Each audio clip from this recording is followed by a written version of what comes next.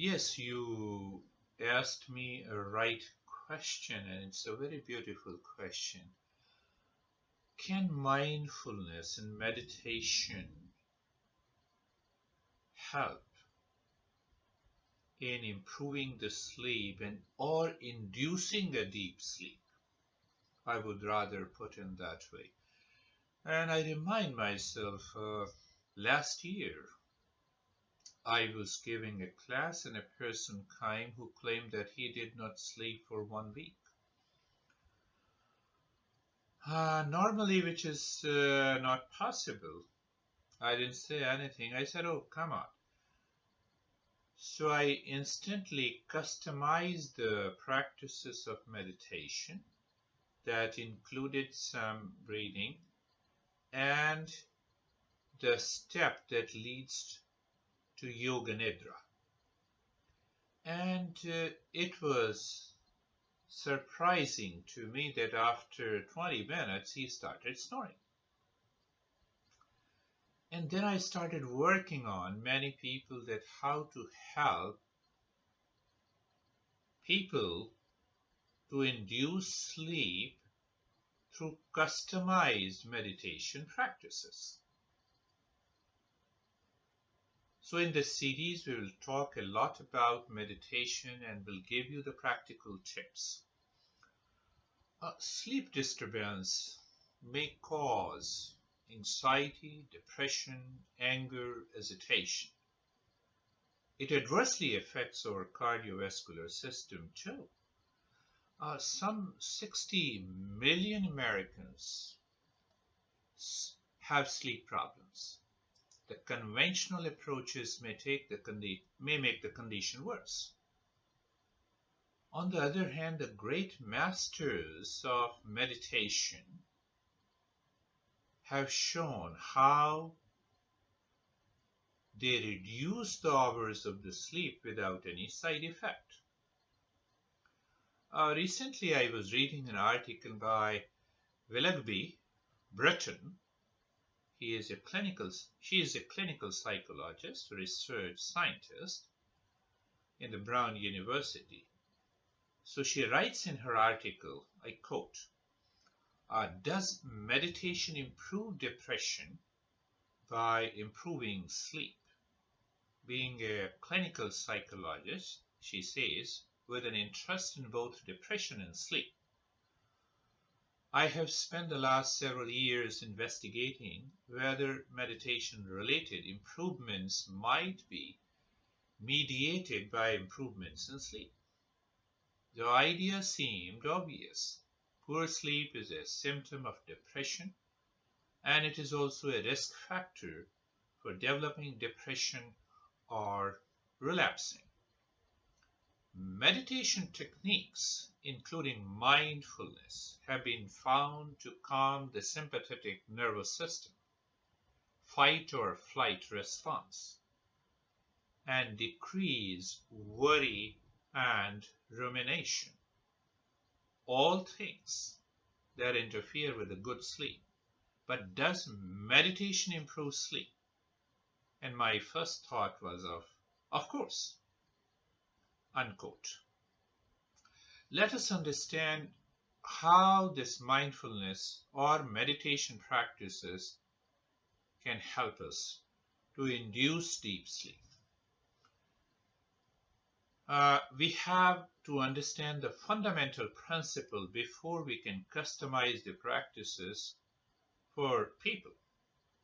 Mindfulness or meditation is a subjective field where science has limitations.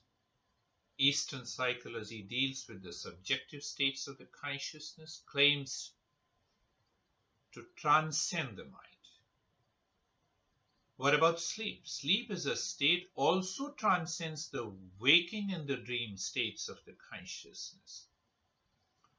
The great masters explains that meditation is the fourth state of the consciousness that contains the other three states, waking, dreaming, and sleeping. It is a challenge how to measure the state of mindfulness or meditation. We have no clue from the science if one is really meditating and also relaxed, calm, and happy. I'm talking from the subjective point of view. We have a lot of research studies done. We say, the brain waves, the physiological changes, the pulse rate, the respiration, a lot of things. They all are objective. But we have yet to touch that subjective state of the consciousness. The deep sleep state is related to causal body, according to the Eastern wisdom, not recognized in medical science. The science has to start conducting some studies on this layer.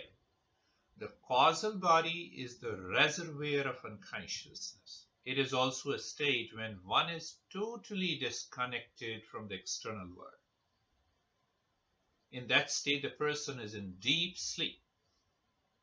We can assume it's a non-REM sleep. The person is in deep sleep, does not know time, place, objects of the external world. Can we induce this state consciously? And if yes, then all meditation practices would become false. Why? Because mindfulness is a fully awakened state, and sleep is totally unconscious state. Meditation can only start from the waking state, but sleep neither knows waking nor it knows the dreaming state. So how the mindfulness or meditation practices can help improve the sleep? We have to solve this puzzle. Yoga-Nidra is another practice. Literally means yogic sleep. What we understand by the word yoga? So Patanjali says the word yoga is the state of mindfulness, and we can suggest that meditation can induce sleep. However, Yoga-Nidra is a state after conscious relaxation and before meditation. That is why it is known as yogic sleep. In sleep, we are not aware of the external world at all. In meditation, we are fully aware of the external world with clarity that nothing belongs to us. What happens in meditation? There is no identification with the time, space, and objects in that state of meditation. Same thing happens at a different level. There is nothing to identify in the state of sleep. We don't know where we are lying down, in which country, in which bed, with whom. I'm talking of deep sleep. So I feel, based on the Eastern wisdom, Eastern psychology and its fundamentals, it seems that we become nobody, both in sleep and in meditation. That is how it is explained. It is transcending the mind.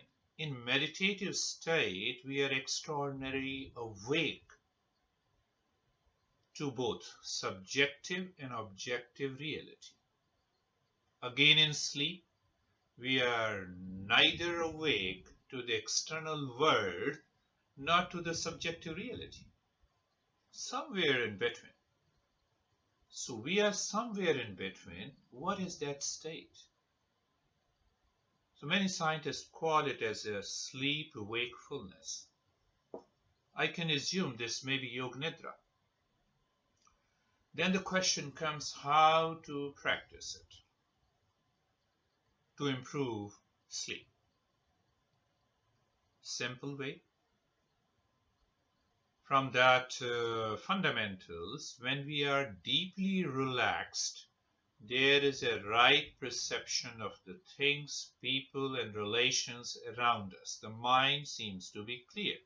We feel the lightness in the body, all at the same time. Our mind do not identify with time, space, and objects. So the first step should be to learn and educate the body and the mind to induce deep relaxation. It is a conscious state of relaxation. At the same time, the practitioner should discover the state of being nobody, as it happens in deep sleep.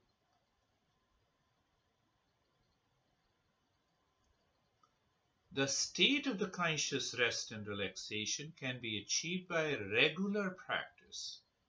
We should discipline and educate our mind to induce conscious relaxation. And then comes the second step, should be to induce the state of nothingness. It is both simple and difficult.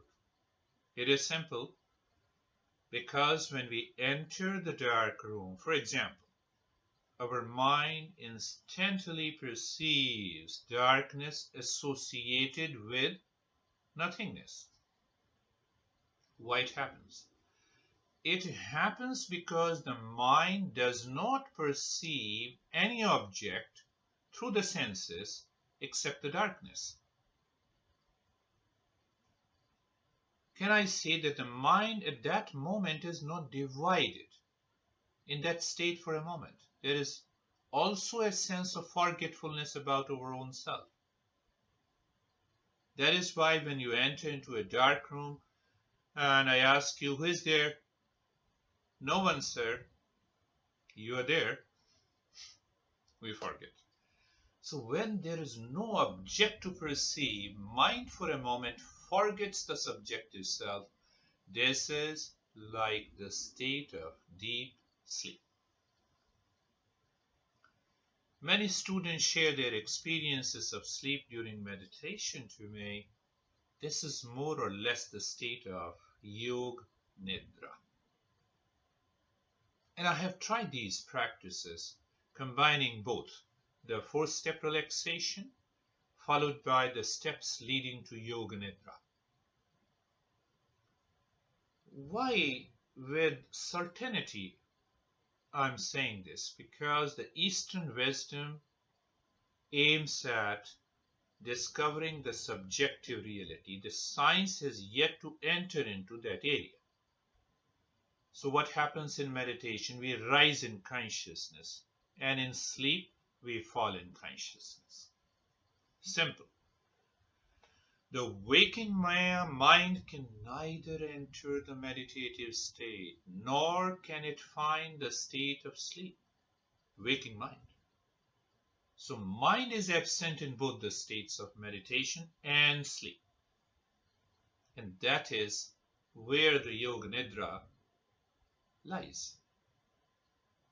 So can I say that we cannot practice meditation and we cannot practice sleep? That is why we talk about that meditation is an effortless, natural, flawless process. What we can do is very little, especially inducing sleep or meditation. It simply means that the mind has not to make any effort. Only that it means. On the other hand, we can induce conscious rest and relaxation and allow the mind to remain in that state of nobody. This state will help people to fall into unconscious sleep. We'll continue talking and giving you the practices that will help you improve your sleep. Thank you very much.